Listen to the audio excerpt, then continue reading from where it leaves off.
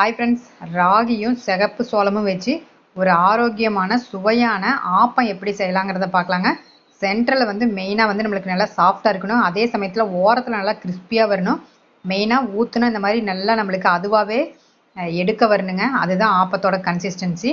அருமையாக வந்திருக்குங்க. இந்த ரெசிபியை பார்க்குற முடியாது எங்கள் சேனலை ஃபாலோ பண்ணாதவங்க ஃபாலோ பண்ணிவிட்டு எங்கள் சேனலை அப்படியே சப்ஸ்கிரைப் பண்ணிக்கோங்க. இந்த வீடியோவை சேவில் போட்டு வச்சுக்கோங்க. இந்த வீடியோ பிடிச்சிருந்தா லைக் பட்டனை தட்டிடுங்க. இது ஷார்ட்ஸ் வீடியோ தான். ஃபுல் டீட்டெயில் வீடியோ எங்கள் பள்ளிப்பாளையம் கைமணம் சேனலில் இருக்குங்க. வாங்க இப்போ இந்த ரெசிபி எப்படி செய்யலாங்கிறத பார்க்கலாங்க. நான் வந்து ஒரு 3 மணி நேரத்துக்கு முன்னாடி அரிசி, சிகப்பு சோளம், அதுக்கப்புறம் ராகி, உளுந்து போட்டு ஊற வச்சு ஆட்டி கிட்டத்தட்ட ஒரு 12-15 மணி நேரம் நல்லா புளிச்சிருக்குதுங்க. முதல் நாள் வந்து மதியம் வந்து ஆட்டி வச்சுருக்கேன். மறுநாள் காலையில் தான் ஊற்றுறேன். பாருங்கள், நல்லா இந்த மாதிரி புளிச்சு இருக்கணும். மெயினாக எவ்வளோக்கு எவ்வளோ ஆப்ப மாவு புளிக்குதோ அந்தளவுக்கு ரொம்ப டேஸ்ட்டாக இருக்குங்க. இது வந்து இப்போ சர்வ் பண்ணுறேன் தேங்காய் பாலோட. இதோட ஸ்டூ கூட ரொம்ப நல்லாயிருக்கும். நிறைய காய்கறி எல்லாம் போட்டு அருமையான